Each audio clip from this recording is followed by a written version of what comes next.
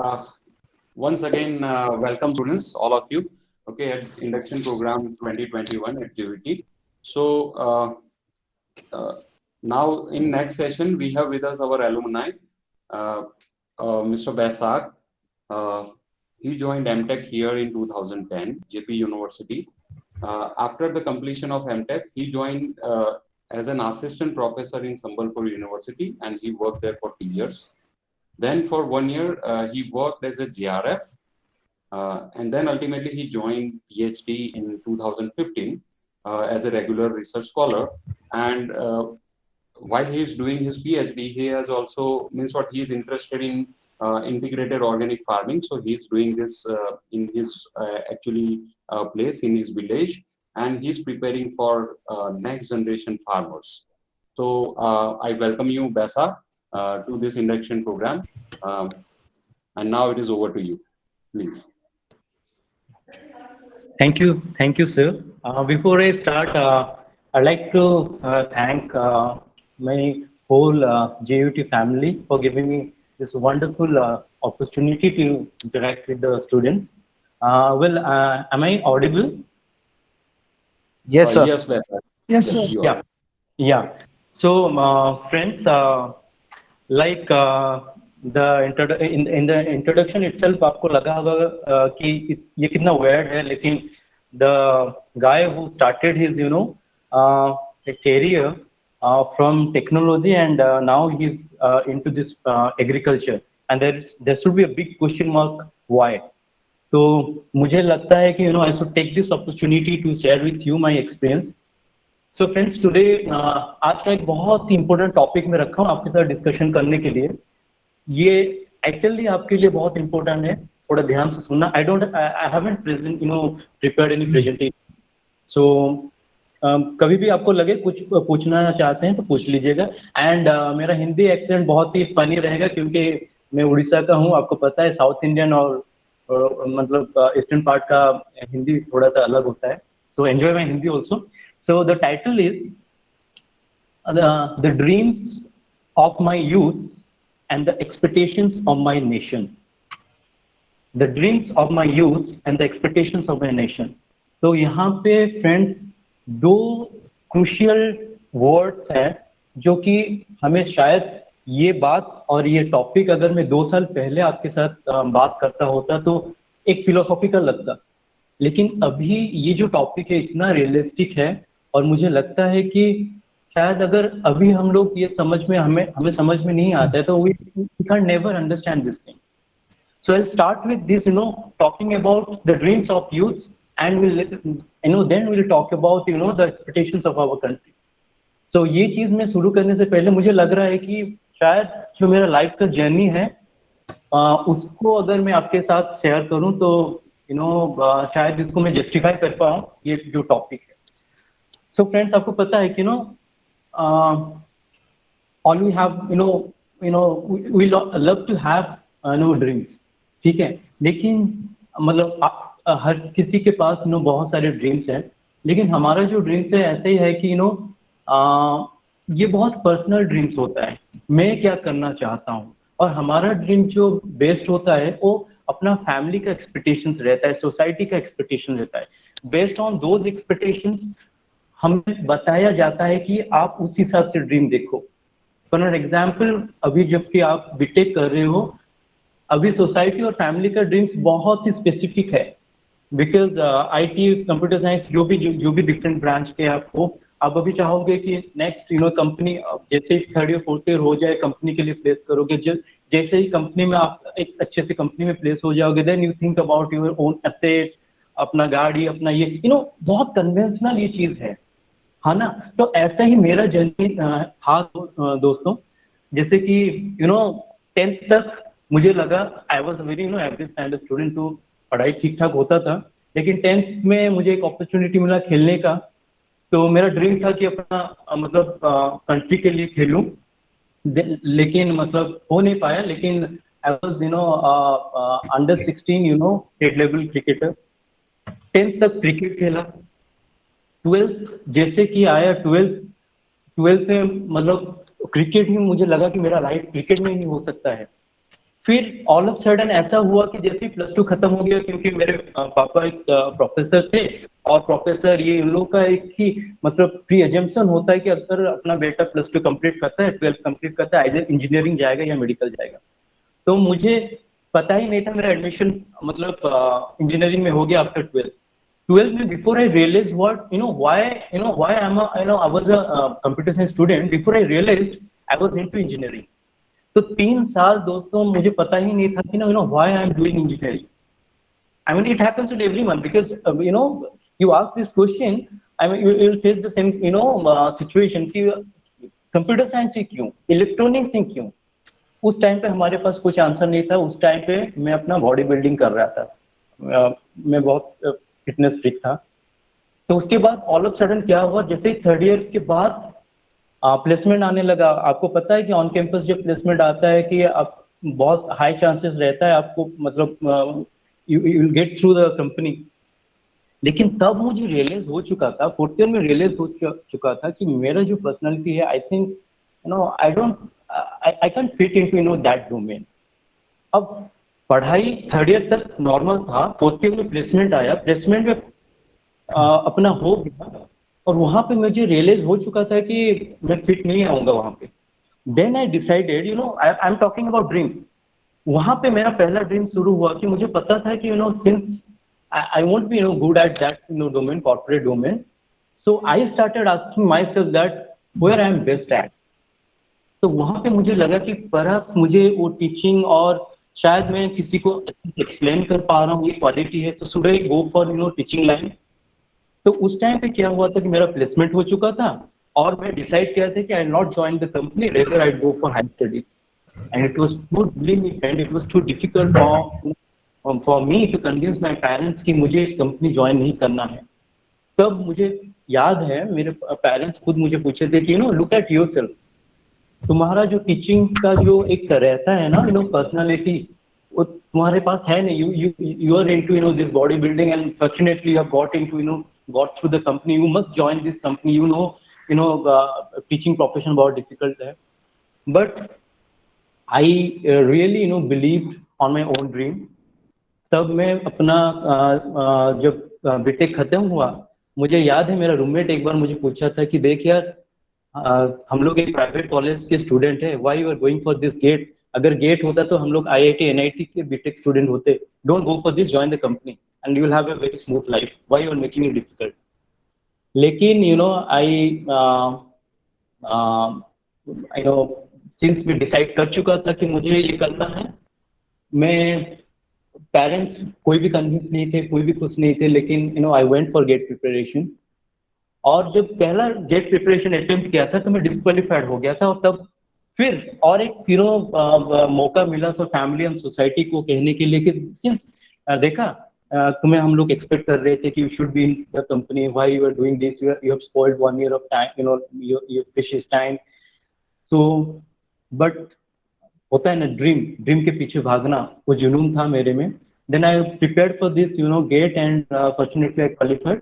Again MTech में मिला। और तब तक मेरा ड्रीम, जब गेट प्रिपरेशन के टाइम पे मुझे पता चल चुका था कि मुझे हायर स्टडीज करना है, मुझे एमटेक करना है।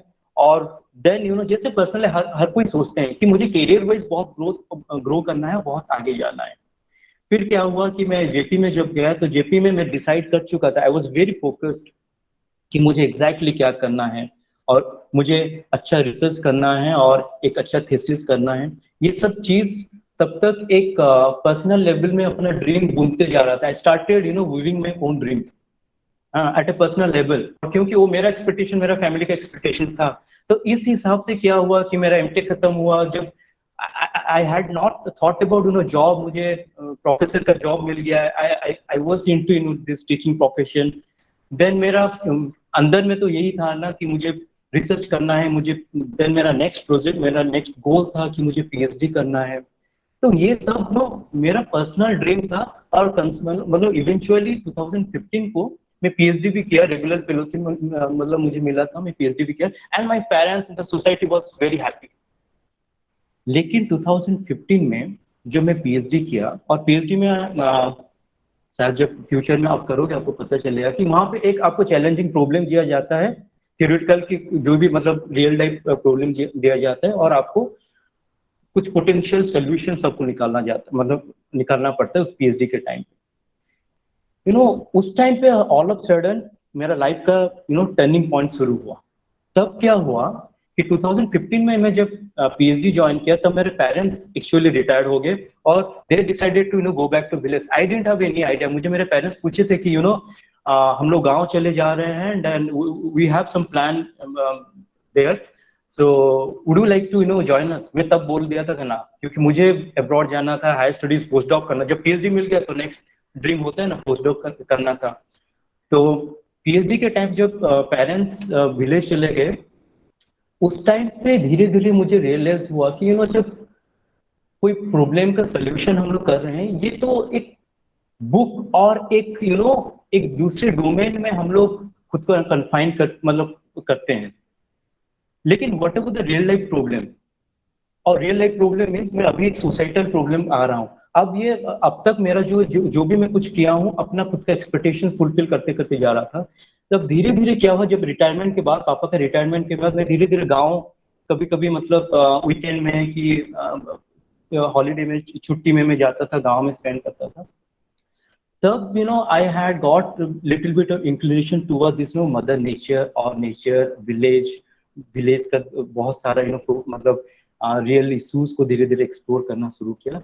देन और जब भी मैं विलेज की मदर नेचर के क्लोज होता था तब मुझे रियलाइज होता था कि I was getting so much of peace, और मुझे एक अलग सा मतलब हैप्पीनेस वहां पे मुझे एक्सपीरियंस में कर रहा था, जो कि मेरा जो पहला जो फेज ऑफ लाइफ था वहां पे मैं कभी फील नहीं किया हूँ। मैं हर वक्त we always were in rat race, क्योंकि हमें कुछ because the society, because the parents expect something, that's why we used to do something, and उस हिसाब से हम लोग ड्रीम करते थे। धीरे धीरे क्या हुआ 2050 में एग्रीकल्चर नेचर उस तरफ थोड़ा सा मेरा इंक्लिनेशन हुआ। और एक दिन मुझे याद है मैं बहुत स्ट्रेस में था, I was not getting the solution of one of the problem. Last 4-5 दिन मतलब अपने रिसर्च प्रॉब्लम में मैं काम कर रहा था, स्ट्रेस में था। एक दिन शाम को आया और ऑल ऑफ सडन एक इंटरव्यू जो कि मेरा लाइफ चेंज कर दिया।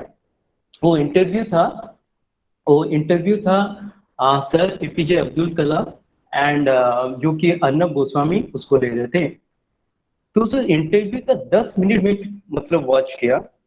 उस इंटरव्यू में पूछा गया था 2 क्रूशियल चीज which has really changed my life. पहला क्वेश्चन ये था कि sir, Arnab Goswami is asking to sir Kalam कि सर, our 85% of engineering students are unemployed, 75% graduate students are unemployed. How you are so optimistic towards our Indian youth? तो वहां पे उनका आंसर ये था कि let us not blame our youth. Our youths are having a lot of potential, लेकिन हमारा जो सिलेबस है, हमारा जो इस हिसाब से है, at the end of your degree, youths are becoming job seeker. They are not becoming job generator. Job कैसे जनरेट करेंगे उसी हिसाब से नहीं सोच रहे हैं, रेदर सोच रहे हैं कि जैसे ही खुद के हो जाए कहीं से जॉब मिल जाए मैं जॉब ज्वाइन करूंगा। So that's why he said that now I am working in Annamalai University to change the syllabus so that जब बीटेक या कोई डिग्री खत्म हो जाए they could really dare something to do different। ये चीज नहीं हो पा रहा है। एंड द सेकेंड चीज जब जो क्वेश्चन पूछा गया उनको कि sir how do think that India could be super power nation, और उनका आंसर ये था India could be a super power nation only when technology will be entangled with agriculture farming. And उस दौरान I was asking my self should I go towards agriculture, should I be in agriculture. ये question का answer मुझे उसी दिन मिल गया, क्योंकि if our former president was so confident and his one answer was like yes there is so much of potential in agriculture, you should be the part of this agriculture, and that would transform our nation from a developing country to a developed country। और ये चीज दोस्तों ये सब मतलब it has put a serious impact inside me। अब तब क्या हुआ कि I was determined to do something, क्योंकि ये बुक की थ्योरेटिकल प्रॉब्लम सोल्यूशन ये पीएचडी डिग्री में करने से मुझे बेटर लगा कि सही में गांव जाके कुछ रियल लाइफ कुछ किया जाए। एंड दैट हैज समथिंग मैं स्विच किया to think about what is expectation of our next, है ना। दैट एक्चुअली हेल्प मी कि मतलब आपको पता मतलब हम लोग the expectation Vikrant, please mute your mic, Vikrant. Vikrant Sharma. Class चल रही है। अच्छा इंडक्शन प्रोग्राम जी यार। या एनीवे सो वो मुझे बहुत मोटिवेट किया कुछ करने के लिए। Then friend when you take decision something you know unusual, it becomes so you know challenging, it's like a battle. आप जब कन्वेंशनल चीज करते हो ना, अब जब पढ़ाई करते हो फिर जॉब जाते हो ये करते हो, you know that is kind of I personally feel that is kind of shortcut and you are not thinking beyond of your you know the potential you are having। लेकिन जब आप कुछ हटके कुछ सोचते हो कुछ करते हो then life becomes very challenging। but the thing is that मुझे ऐसा पर्सनली फील होता है कि जब आप नेक्सन का एक्सपेक्टेशंस के लिए कुछ ड्रीम देखते हो ना, देन जब आप मतलब एट द एंड जब आप छोड़ के जाते हो ये दुनिया, आप एक लीगेसी छोड़ के जाते हो। And that was the reason you know in 2019 हम लोग गांव, होल फैमिली एंटायर फैमिली हम लोग गांव आ गए। देन जब गांव में पहुंचे तो we started thinking about you know what to do. अगर गांव को ट्रांसफॉर्म करना है तो विलेज को यूथ को लेके ही करना पड़ेगा। So whole family entire family अभी हम विलेज ट्रांसफॉर्मेशन में काम कर रहे हैं। और बिलीव मी एक यू नो विलेज ट्रांसफॉर्मेशन में जब हम लोग काम कर रहे हैं, हम लोग एग्जैक्टली सोच पा रहे हैं कि कितना ह्यूज कंट्रीब्यूशन और रिस्पॉन्सिबिलिटी हम लोग बियर कर रहे हैं। I am telling this you know why. देखिए 70 हमारा जो होल पॉपुलेशन है 72% पॉपुलेशन हम लोग का विलेज में रहते हैं और वहाँ पे 60% मतलब फार्मिंग ही करते हैं। तो अगर हम उस सेक्टर में कुछ अपना कंट्रीब्यूशन कर सकते हैं तो शायद ये तो बहुत ही मतलब एक जबरदस्त मतलब एक हम लोग का कंट्रीब्यूशन रहेगा देश के लिए। देन उस दौरान हम लोग क्या हुआ है कि we have started that you know started our integrated organic farming. और इंटीग्रेटेड ऑर्गेनिक फार्मिंग में विलेज का लाइफ दोस्तों बहुत डिफिकल्ट है। आप सोचो, आप जब कोई जॉब कर रहे हो ना, तो ये होता है कि जॉब का मतलब लास्ट वीक में आपका पैसा खत्म हो जाता है, but you are sure that you know at the end of next month you know the first week of the next month you will be getting your salary. So आपका ये जो स्ट्रगल है ना कुछ दिनों के लिए रहता है, लेकिन एक फार्मर्स का जो स्ट्रगल रहता है ना बहुत स्ट्रेसफुल लाइफ रहता है, बहुत स्ट्रेसफुल लाइफ रहता है, जो कि मैं अभी एक्सपीरियंस कर रहा हूँ। वो मान लीजिए क्रॉप भी वो मतलब ग्रो कर रहा है, 2 महीने के बाद वो क्रॉप ग्रो होगा और जो बेचने के लिए जाने से पहले ही ऐसा कुछ, because agriculture is directly you got to depend on the environment right, and you never know because it has become so you know happened now, so you never know that what will happen I mean in the next day। Just बेचने के लिए जा रहा होगा और बारिश हो जाएगा और पानी जैसे ही गिरेगा you know crop will be gone. इतना स्ट्रेसफुल है जब तक आप सेल नहीं करते हो। और हर एक चीज आपको पता है बहुत सारा अभी इश्यूज चल रहा है जिसमें कि फार्मर्स एक्सप्लॉइट हो रहे हैं। तो ऐसे चैलेंजिंग प्रॉब्लम में अभी मैं काम कर रहा हूँ। और मेरा अभी मेन प्रॉब्लम है कि फार्मिंग तो ठीक है लेकिन उसको सस्टेनेबल कैसे किया जाए, और ये तब पॉसिबल होगा दोस्तों मेरे जैसे और आप जैसे यूथ जब हम लोग ये एग्रीकल्चर में आए। And believe me agriculture is industry, it's not a simple profession, it's a industry. And you have got a plenty of opportunity to do some you know to contribute in this industry। I'm giving you with the small example now। तो मैं जब गांव आया, गांव आने से पहले YouTube channel था, YouTube में देख लिया because I had you know 10 acres of land। तो मैं देखा कि 10 acres land में क्या क्या किया जा सकता है। और आपको पता है YouTube में देख लेंगे तो you know you can earn 10 lakhs rupees from you know 5 acres of land। बहुत सारा ऐसा चीज है, you go for this project, you go for this project. ये जब थ्योरेटिकल चीज में यूट्यूब में मैं देख के आया so I was so optimistic that मैं जब जॉब और ये प्रोफेशनल लाइफ छोड़ के एक नया लाइफ शिफ्ट करूंगा इट विल बी नॉर्मल, इतना डिफिकल्टीज नहीं होगा। जब यहाँ आके मैं पहुंचा थिंग्स वाज रियली हॉरिबल और मैं फील कर पाया कि no it's really a challenging task to survive in village. तो उसके बाद क्या हुआ, मैं बहुत सारा छोटा छोटा प्रोजेक्ट जैसे कि हमारा फिश फार्मिंग है, डेयरी फार्मिंग है, बहुत सारा गोटरी यूनिट है, बहुत सारा चीज है। आप अगर यूट्यूब में जाओगे तो बोलेंगे ना गो फॉर गोटरी project you will earn like this, लेकिन मुझे एक्सपीरियंस हुआ कि ना ये तो गलत चीज है। तो मेरा पहला प्रॉब्लम मतलब इशू ये था कि how I can generate money for the farmers on daily basis.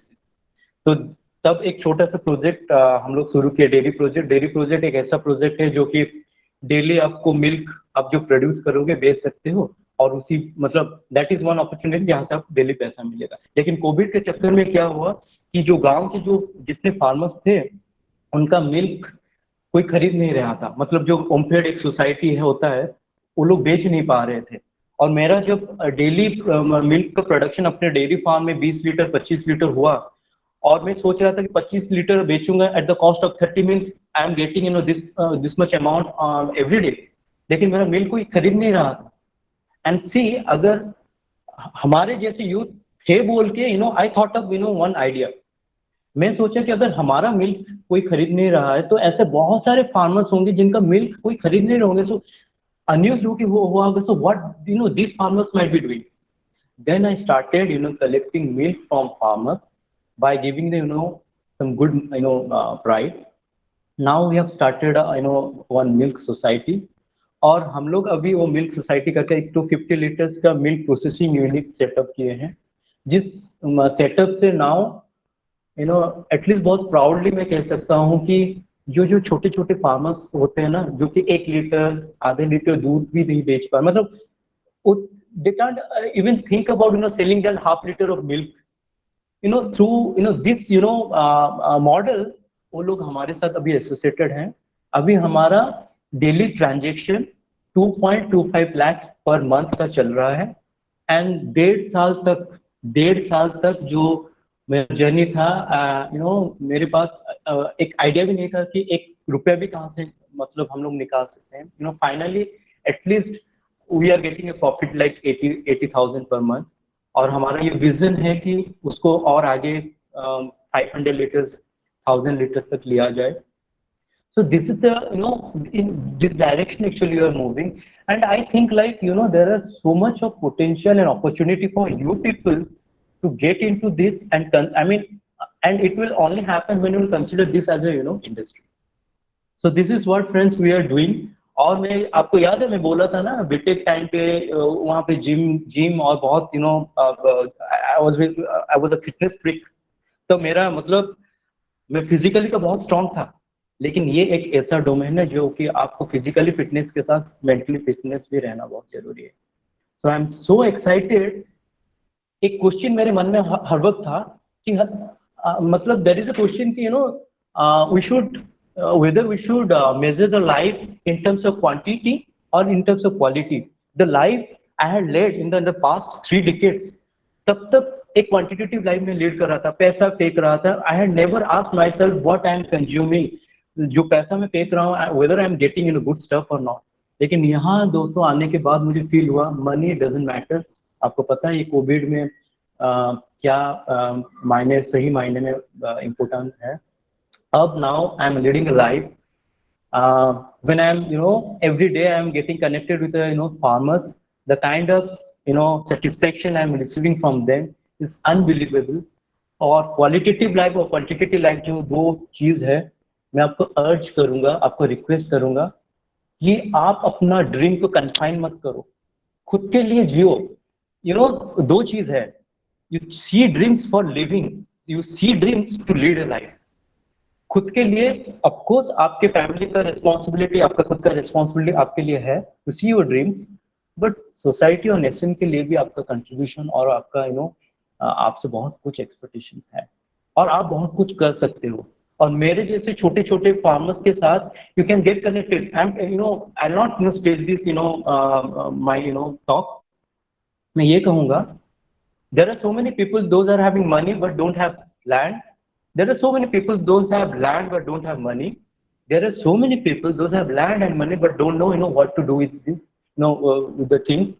You do connect with us और हम लोग एक ग्रुप करते हैं और and let us find out some solution and go ahead। और बहुत सारे जो 70% फार्मर्स है ना, उनके लिए अगर 1% भी हम लोग कंट्रीब्यूट कर सकते हैं, शायद हम लोग एक लीगेसी क्रिएट कर सकते हैं and we can perhaps make our life more worthy.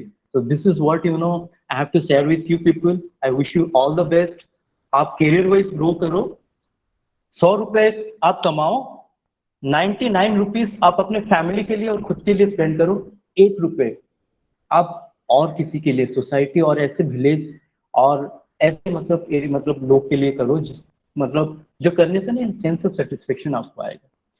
So thank you very much, friends, and I think in a short time I could justify the title, which is dreams of my youth and the expectations of my nation.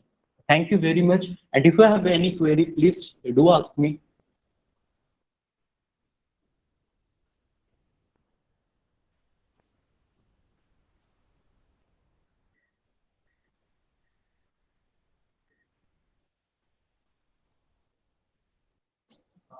Basak, there is one question that Yeah. what is the one step I can take right now to move close to my goal?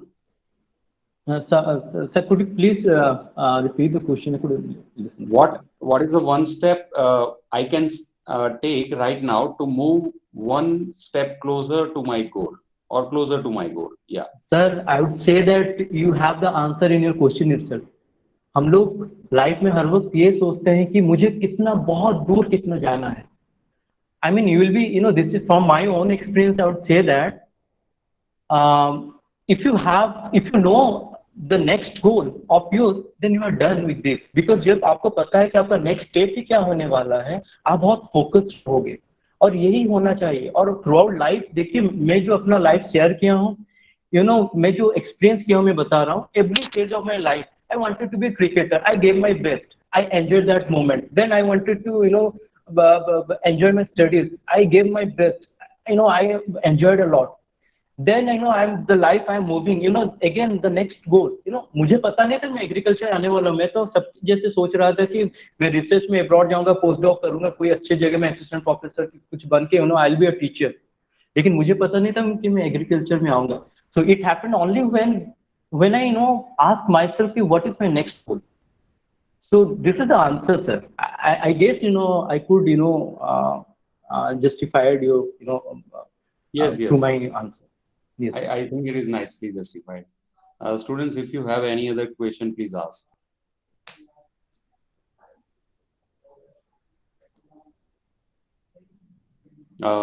Atre sir, are you there, sir? Yes, yes, बताइए. Sir, please, if you have any query. Oh yeah, not query, but hi. Not a query, but just few remarks about the speaker. Ever since he joined this MTech program and he happened to take my elective, we immediately connected. And Baisak's overall concern for the society was very visible in innumerable discussion, informal discussion which I had with him during his stay here and otherwise when he is at his place.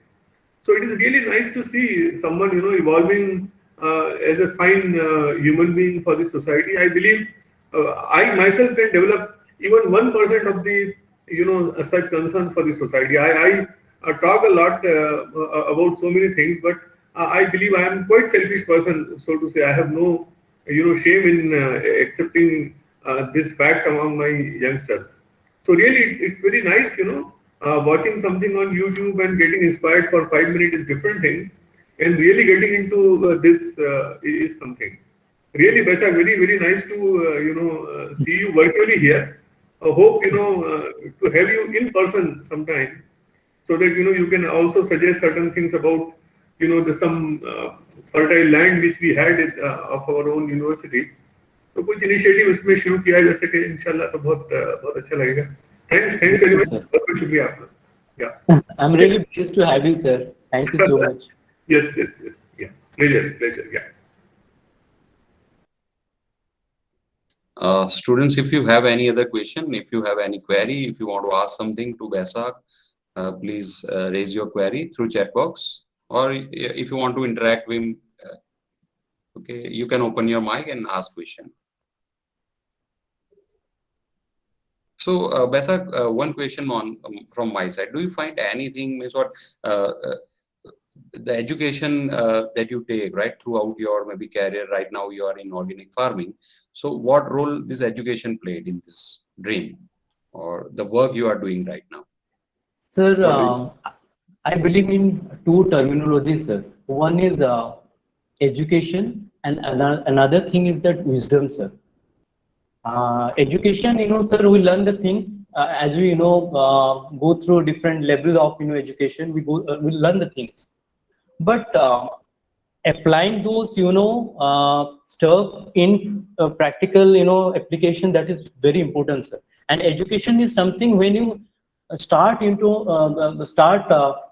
this introspecting the things, sir, then you will certainly find so many applications which will which could help you a lot from your previous or past education, sir. Because what I feel like, without education, your mind is very confined. It will be very confined, so it will just open up so many doors for you. So as an engineer, students can think something out of the box, and they may help this sector, agriculture sector, to find some solutions, maybe Sir, for some of farmers. course, sir, Yes. there are so many opportunities. I would give you some examples. Suppose I am doing fish farming. Okay, usually fish are there, inside the water. You never know that what are the disease the fish may they may have in the future. So can we deploy wireless sensor net, this camera through which we can monitor the fish growth, as well as we can detect the fish disease. And you think about when you are talking about agriculture, so nowadays people are talking about IoT in agriculture, where remotely you can monitor your crop, and you can identify the disease, and you can also look after your plants. So many opportunities are there, sir. So many opportunities. And when you are talking about agriculture, sir, it's not about just growing stuff. It's also involves sectors like manufacturing sectors, food industries. So there are so many stuffs are there, sir. Yes. So any other question from students? So if no questions, let us conclude this session. Basak, thank you very much Thank you, for sir. spending some time for us, right? We hope Thank you, you come here and visit us physically, definitely, right? sir. I love Yeah, to. yeah.